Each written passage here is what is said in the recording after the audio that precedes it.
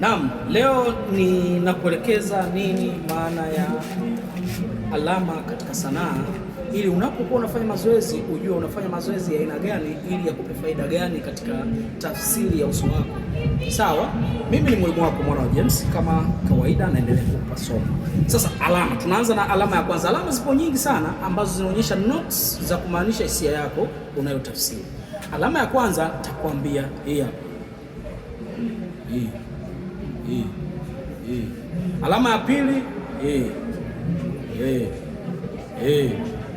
alama ya tatu. Naam, leo ninakuelekeza nini maana ya alama katika sanaa, ili unapokuwa unafanya mazoezi ujue unafanya mazoezi ya aina gani, ili yakupe faida gani katika tafsiri ya uso wako. Sawa, mimi ni mwalimu wako Mwana wa James, kama kawaida naendelea kukupa somo.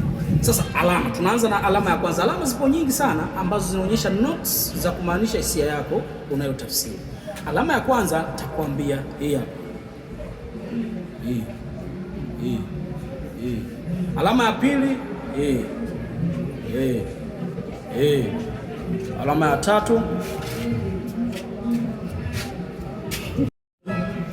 Naam, leo ninakuelekeza nini maana ya alama katika sanaa, ili unapokuwa unafanya mazoezi ujue unafanya mazoezi ya aina gani, ili yakupe faida gani katika tafsiri ya uso wako. Sawa, mimi ni mwalimu wako Mwana wa James, kama kawaida naendelea kukupa somo. Sasa alama, tunaanza na alama ya kwanza. Alama zipo nyingi sana ambazo zinaonyesha notes za kumaanisha hisia yako unayotafsiri. Alama ya kwanza takwambia hii hapa. Alama ya pili alama ya tatu.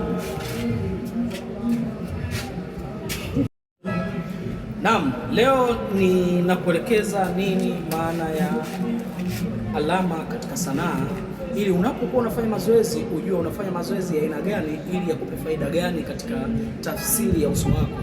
Sawa, mimi ni mwalimu wako Mwana wa James, kama kawaida naendelea kukupa somo. Sasa alama, tunaanza na alama ya kwanza. Alama zipo nyingi sana ambazo zinaonyesha notes za kumaanisha hisia yako unayotafsiri. Alama ya kwanza takwambia hii hapa. Alama ya pili alama ya tatu. Naam, leo ninakuelekeza nini maana ya alama katika sanaa, ili unapokuwa unafanya mazoezi